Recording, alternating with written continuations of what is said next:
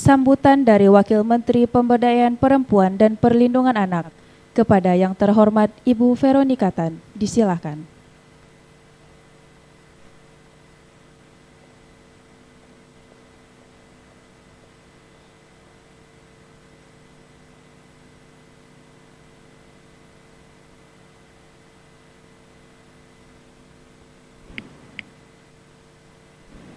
Halo, halo. Selamat. Assalamualaikum warahmatullahi wabarakatuh. Salam sejahtera buat kita semua. Semangat? Semangat? Benar nih, semangat. Terima kasih untuk izinkan saya pertama tentu mewakili Ibu Menteri ya. Nanti Ibu Menteri yang menutup untuk membuka acara pada pagi hari ini. Dan juga para pimpinan tinggi Madya, Mbak Nia, staf sus, dan tim semua. Hari ini Mbak Nia aja ya? Oke, terus Ibu Bapak Kepala Dinas, katanya ada yang dari Papua, Ibu ya dari Kalimantan, ya dari Maluku Utara. Gubernurnya Bu Shirley, oke. Dari Maluku Utara tim. Terima kasih, apresiasi banget bisa hadir offline hari ini dan juga para kadis kepala dinas TPPAA yang dari daring ya. Oke, mungkin semua tentu kita tahu pada bingung sebenarnya Connect Ruang Bersama Indonesia itu seperti apa. Dari program dulu Bu Bintang itu kan sebenarnya juga ada DRPPA kalau Ibu pada tahu. Biar hari ini kita samakan persepsi kita semua, tidak ada yang berbeda. Jadi sebenarnya mungkin ini bisa ada nama-nama yang berbeda, tapi kita semua yakin bahwa sebenarnya ini tujuan kita adalah memastikan setiap kabupaten, setiap daerah, setiap desa mempunyai ruang yang ramah perempuan dan anak. Jadi berangkat dari masalah yang kita coba uraikan supaya kita mempunyai satu persepsi, satu perspektif. Yang paling penting adalah kita membuka hati kita melihat situasi kita, apa yang terjadi di negara kita ini. Kalau kita tidak tahu penyakit kita akan sangat sulit dokter untuk mendiagnosa. Tapi sebenarnya kita tahu tugas kita, akar permasalahan kita dari mana setelah kita melihat begitu banyak kejadian yang terjadi. Yang seperti fenomena gunung es. Kita selalu menyebutkannya kekerasan terjadi, pedofil terjadi, semua kekerasan seksual, TPPO, TPKS yang terjadi itu selalu korbannya adalah perempuan. Kita melihat dari isu situ, sehingga kita mengetuk hati kita. Apa yang harus kita perbuat untuk mencapai supaya tidak terjadi kekerasan itu.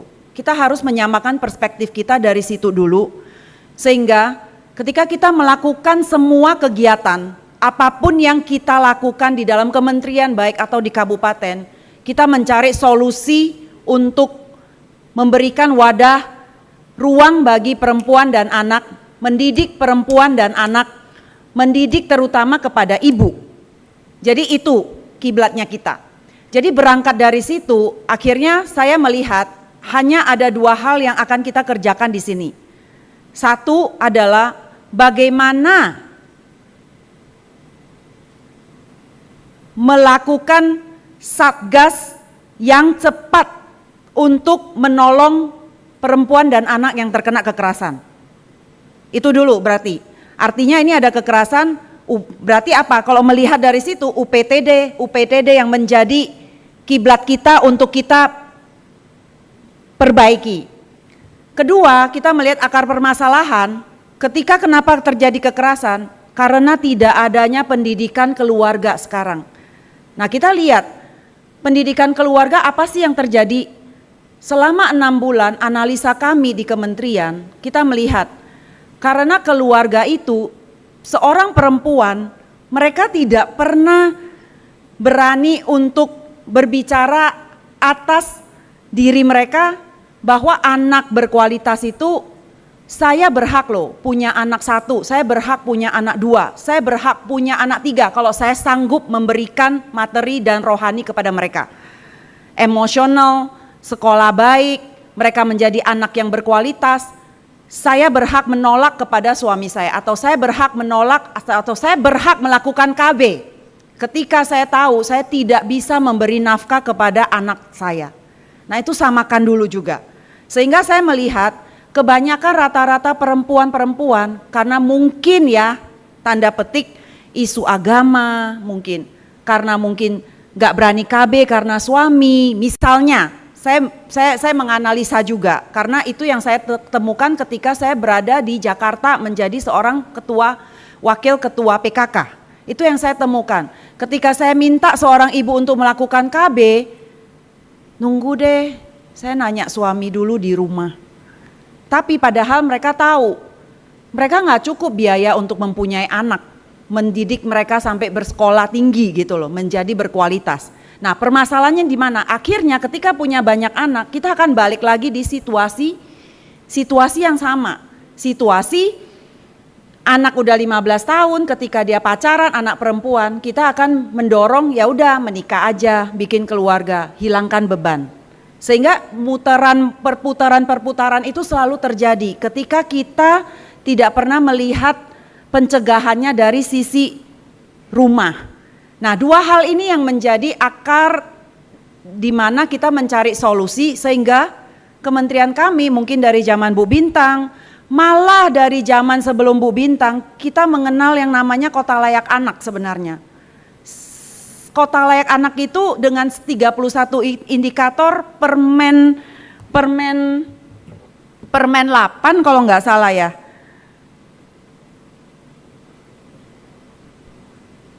Permen PPA nomor 12 tahun 2022 tentang penyelenggaraan kabupaten kota layak anak.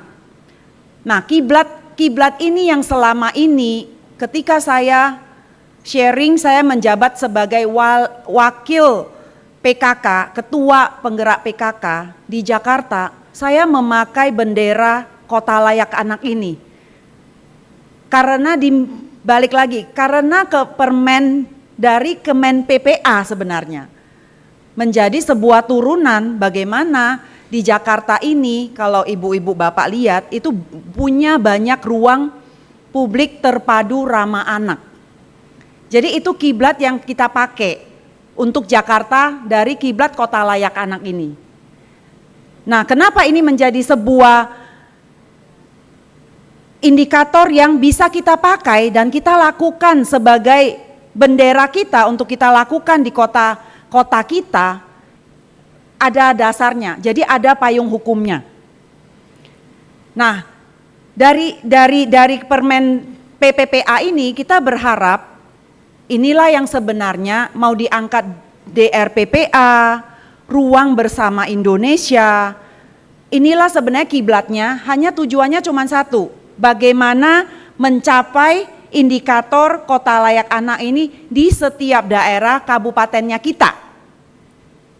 Jadi kita samakan persepsi dulu ya, jadi supaya nanti pembicaraan kita tidak bingung, diskusi kita itu akan tetap berkiblat kepada tujuan kita adalah bagaimana membuat keluarga family planning, mendidik keluarga, mendidik perempuan, mendidik anak kita dengan memberikan platform dulu sebenarnya, memberikan wadah kepada anak-anak dan perempuan supaya semua kegiatan-kegiatan yang bisa membantu di dalam pencegahan itu punya tempat.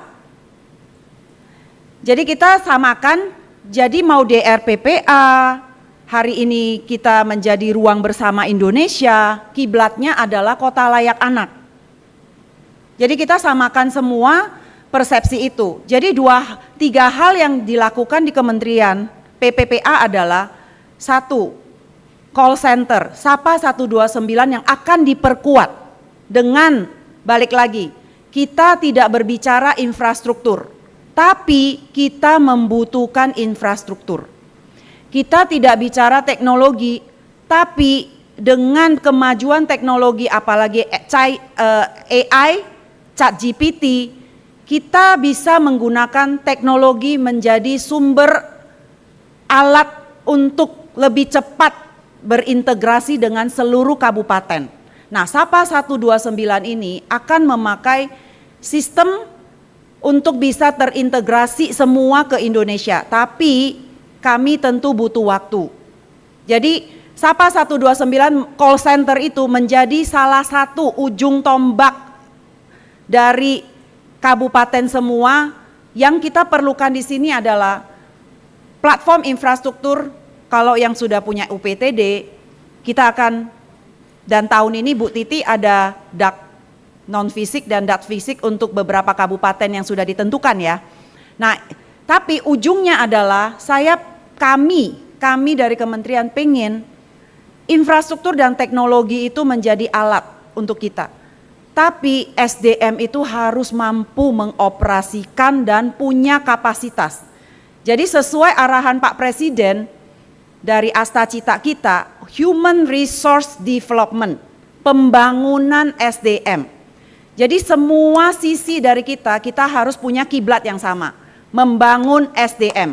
Kalau kita punya infrastruktur UPTD, target kita bukan infrastrukturnya, tapi harus ada infrastruktur. Target kita adalah quality enggak SDM-nya.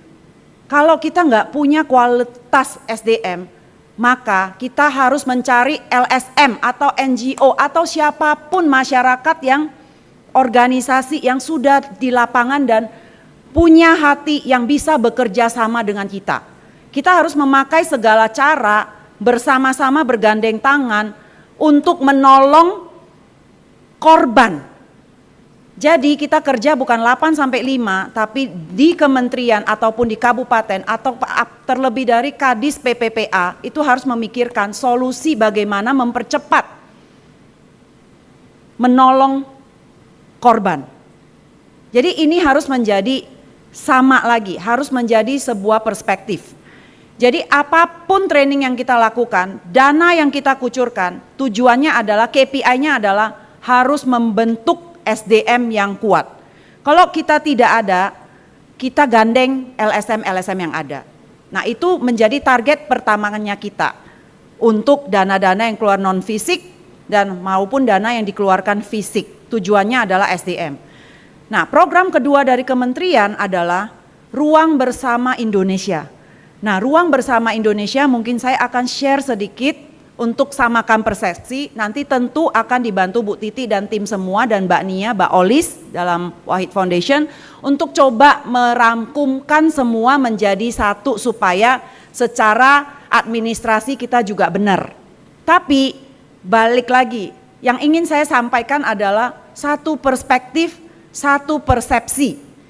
Artinya tetap kita balik kepada kiblat dari kementerian nomor 12, Undang-Undang nomor 12, yaitu harus punya 31 indikator kalau saya dulu. Sekarang mungkin sudah berubah menjadi tinggal 20 indikator, benar ya? Berarti 24 indikator. Nah mungkin saya share sedikit supaya ada gambaran apa yang saya dulu itu juga di provinsi. Jadi saya posisinya dulu sama kayak ibu-ibu ada di daerah, bagaimana mengimplementasikan program kementerian walaupun PKK itu nggak ada di administrasi. Jadi makanya balik lagi, ketuk hati kita, kalau kita memang yakin tujuan kita adalah untuk perempuan dan anak, segala solusi yang kita buat kita akan lakukan sebaik, apalagi kita ada di posisi sebagai pemegang jabatan. Gampang sekali sebenarnya, mau pakai CSR, mau pakai asalkan benar. Banyak sekali CSR di kabupaten kita yang mau bantu, asalkan tidak ada transaksi uang, pemberian uang atau apapun. Jadi program yang saya lakukan adalah pemberian barang, pemberian infrastruktur, pemberian wadah. Jadi yang saya lakukan dulu 2015, setelah ini udah 10 tahun yang lalu, saya berpikir, bayangan saya, ketika saya tinggal di rumah, lingkungan saya pemerintah selalu memaksakan setiap private sector, apartemen, kondominium, itu semua harus memenuhi 30% fasus fasom. Itu yang saya pakai. Artinya apa? Masyarakat diberi ruang bersama, perpanjangan ruang keluarga ke masyarakat dengan sebuah ruang bersama. Jadi di situ saya melihat, di situ ada kolam, kalau private sector ada kolam renang, lapangan tenis, ada ruang bersama buat ulang tahun, lansia bisa nonton bareng, bisa makan bareng, anak-anak yang merayakan ulang tahun di dalam apartemen semua bisa diundang bareng, gak harus bayar di fasilitas itu. Sebenarnya konsep itu yang saya pakai. Ketika saya melihat kok banyak keluarga miskin padat di Jakarta, kalau nggak salah tebing tinggi atau apa ya, jalan yang tawuran, anak-anak di lorong, tempat tinggal yang tidak manusiawi, pagi tinggal keluarga yang berbeda, malam tinggal keluarga yang berbeda. Nah di situ saya melihat kok di situ tidak dituntut 30% fasus fasom juga. Kita pemerintah menuntut private sector dan mereka menjual propertinya untuk para pembeli dengan memberikan fasilitas supaya mau beli. Tapi di tempat keluarga yang kurang mampu, padat penduduk, pemerintah tidak menyediakan fasilitas itu. Jadi hanya sesederhana itu muncul. Sehingga ketika itu saya berpikir, saya mencoba pilot project akhirnya. Karena kan balik lagi, kita nggak punya dana, nggak punya anggaran. Kalau bikin anggaran juga mesti dalam setahun, dan operasional kalau dari administrasi kita tahu secara pemerintah kita harus menganggarkan sekarang, tahun depan baru boleh realisasi. Akhirnya cara paling cepat apa? Gandeng CSR.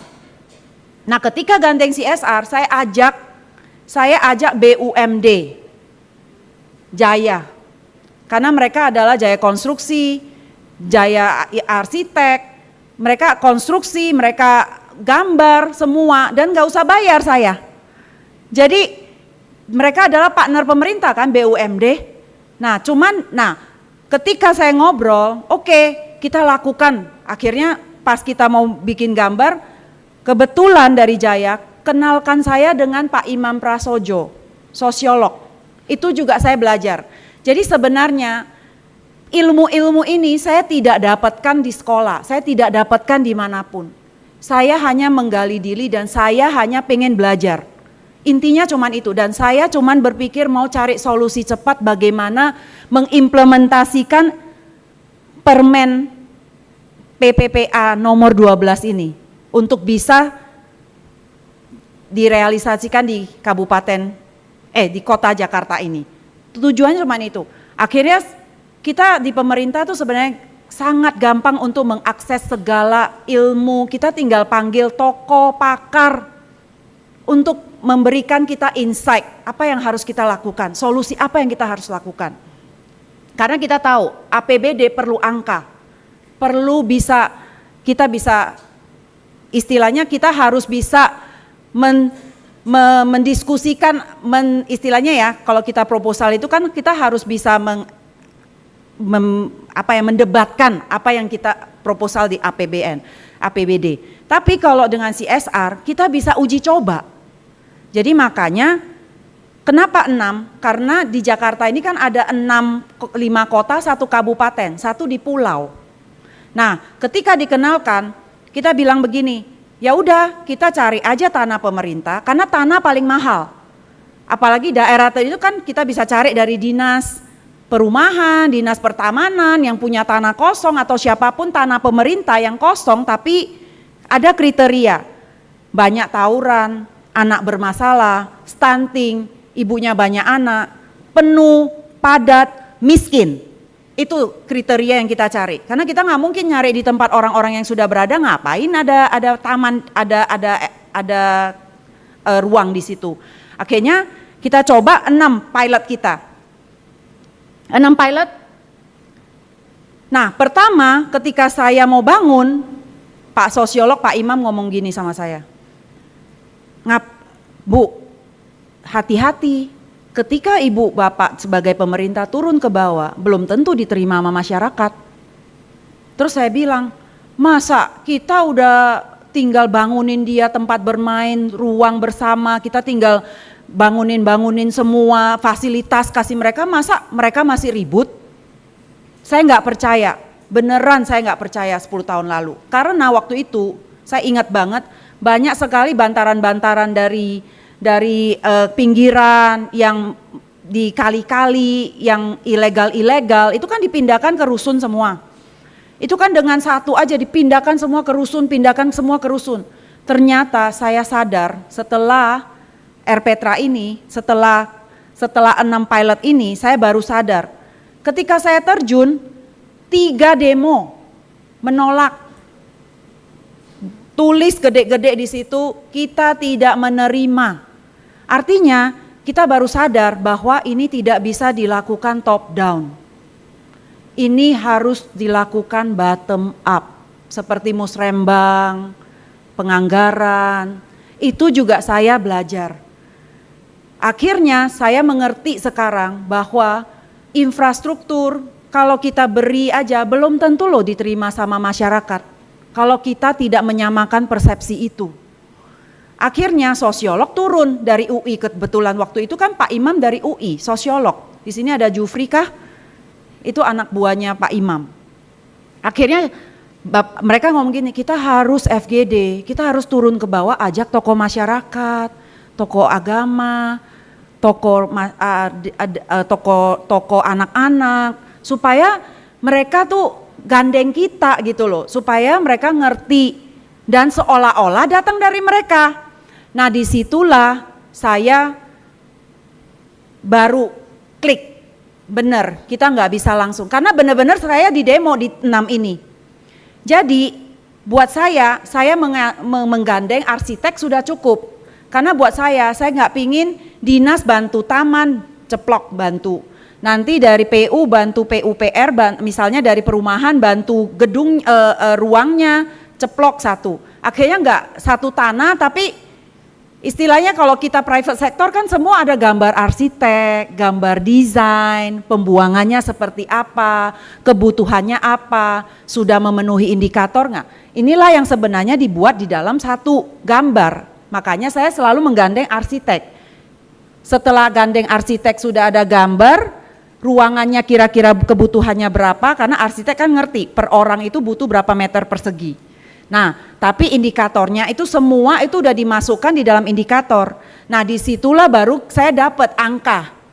Ruangan kurang lebih 144 cukup untuk mereka berinteraksi. Yang penting ada ruang literatur, ada ruang library-nya di sana, ada ruang asipasi, ada ruang dapur, ada toilet yang ramah anak. Jadi itu semua didesain dalam desain. Tapi ternyata desain udah ada, kita nggak bisa turun. Itu harus bottom up. Jadi cara bottom up-nya gimana? Ide semua udah di kepala. Sosiolog semua udah dipenuhin dengan atribut-atribut dari pemerintah. Jadi apa yang kita mau, target apa yang kita mau capai itu semua sudah disosialisasikan ke sosiolog. Jadi sosiolog membawa bendera yang sama turun ke bawah, ke masyarakat, masyarakatnya diajak dialog. Tapi dialognya itu, kita mau bikin taman, kalian mau nggak?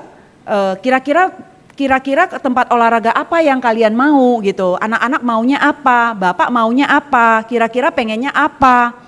Karena bagaimanapun kita tetap akan masuk ke dalam 4 pokja itu kan. Tapi bagaimana kita merealisasikan supaya masyarakat, tokoh-tokoh agama, tokoh adat atau tokoh-tokoh anak mereka tuh bisa ketemu kita gitu loh. Nah akhirnya ketemulah futsal untuk yang tanahnya lebih besar, lapangan basket untuk tanahnya yang lebih kecil. Nah inilah yang menjadi dialog bersama yang dijadikan sebuah fakta integritas bersama bahwa nanti kita akan jalankan ini bersama ya. Kalau kita turun, bayangkan kita kasih barang, kita kasih infrastruktur, kita kasih fasilitas saja belum tentu mereka terima.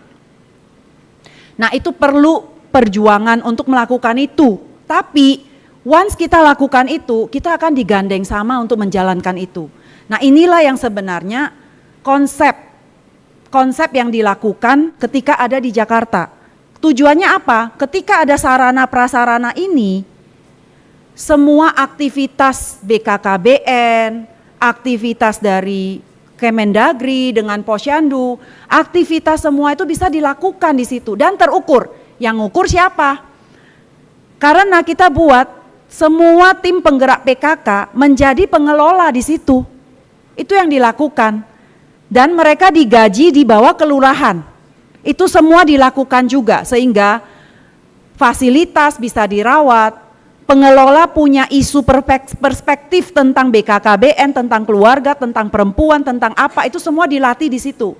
Dan terukur nggak? Terukur. 6 orang nama mereka itu harus memberikan KPI yang jelas, semua kegiatan tercatat di situ, sehingga itu menjadi sebuah laporan. Nah ini yang sebenarnya bayangan Ruang Bersama Indonesia atau Desa PPPPA yang harusnya kita kerjasamakan dengan CSR. Karena penganggaran kita kan efisiensi, memang agak sulit gitu loh. Jadi makanya kabupaten, kota itu harus punya persepsi yang sama, mencari cara dengan CSR, gandeng CSR. Kementerian mungkin, kita kan memang ada 6 pilot plus 1 di Jakarta. Karena kita tahu, ternyata punya platform RBI saja tidak cukup. Kegiatan yang diisi itu harus terukur. Itulah yang menjadi program Ruang Bersama Indonesia, bagaimana mematchingkan nanti ada UMKM, PNM-nya bantu. Ketika ada isu kekerasan, di situ ada sebuah platform perwakilan UPTD di situ. Walaupun kita ada UPTD, tapi ada perwakilan UPTD di situ. Sehingga kegiatan di sekitar lingkungan itu akan terkolek, terdata. Dan apa yang terjadi itu menjadi sebuah isu musrembang juga sebenarnya yang kita bisa anggarkan ke atas. Jadi tujuannya Ruang Bersama itu adalah Ruang Bersama Indonesia bukan barang, bukan infrastruktur. Ruang Bersama Indonesia itu adalah ruang engagement. Tapi kita sadar Ruang Bersama Indonesia tidak bisa dilakukan kalau tidak ada wadah.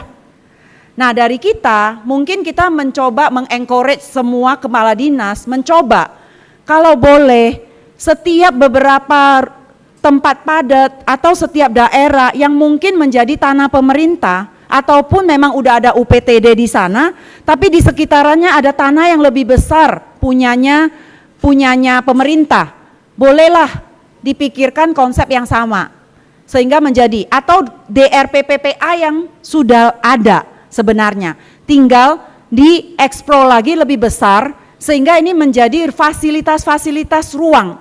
Nah sebenarnya ini menjadi sebuah inisiatif positif juga, memberikan wadah ruang ketika Komdigi melakukan sebuah regulasi. Jadi Komdigi kan membuat regulasi bagaimana supaya anak-anak tidak banyak pakai gadget, sekolah dan segala macam.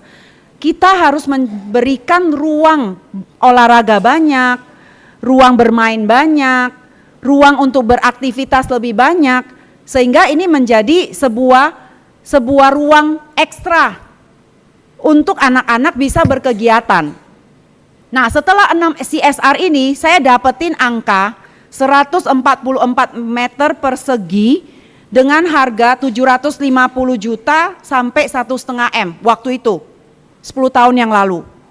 Akhirnya batch kedua, wali kota semua diminta cari tanah dengan memakai CSR. Jakarta kan lumayan, CSR-nya kan besar dan banyak dan mereka mau.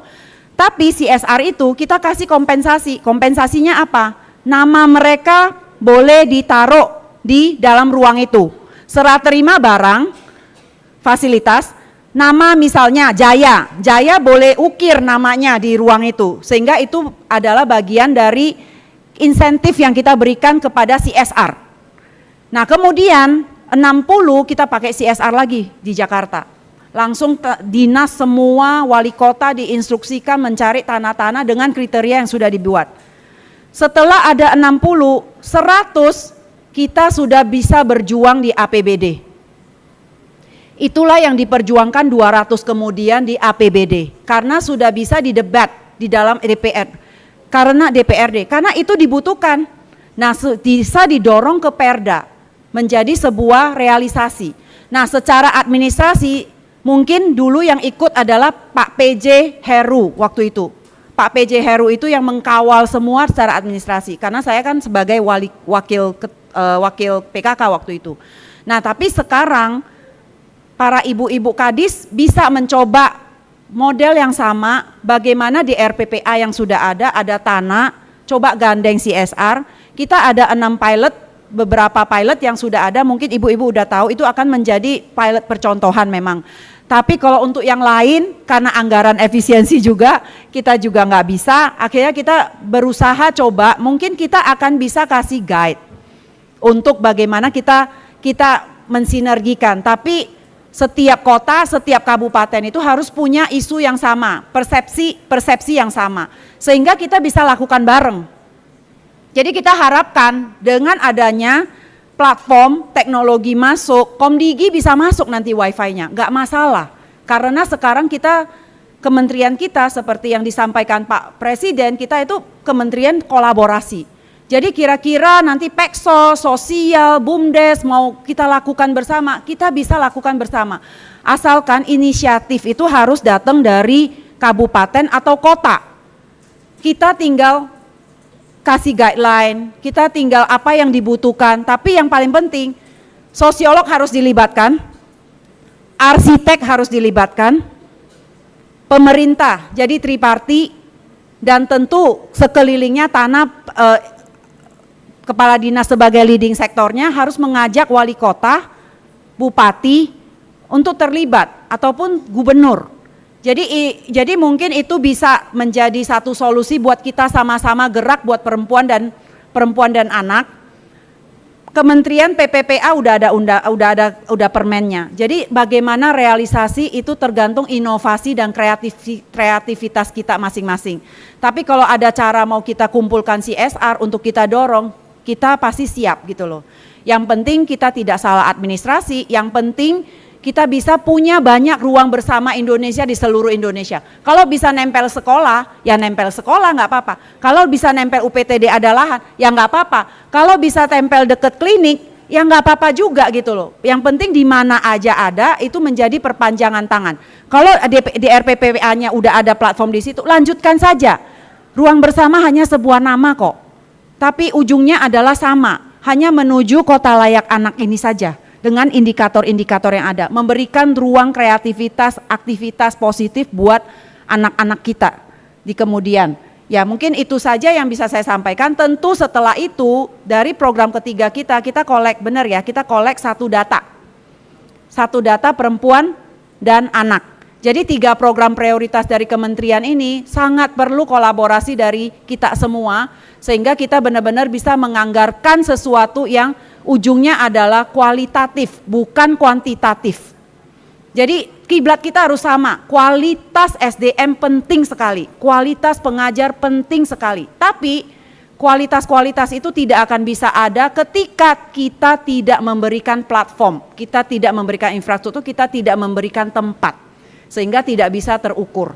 Mungkin itu saja, mohon maaf saya agak menggebu-gebu, tidak bermaksud seperti itu, tapi saya tuh pengennya tuh kita tuh ada solusi buat perempuan yang begitu banyak kekerasan itu, apa yang harus kita lakukan.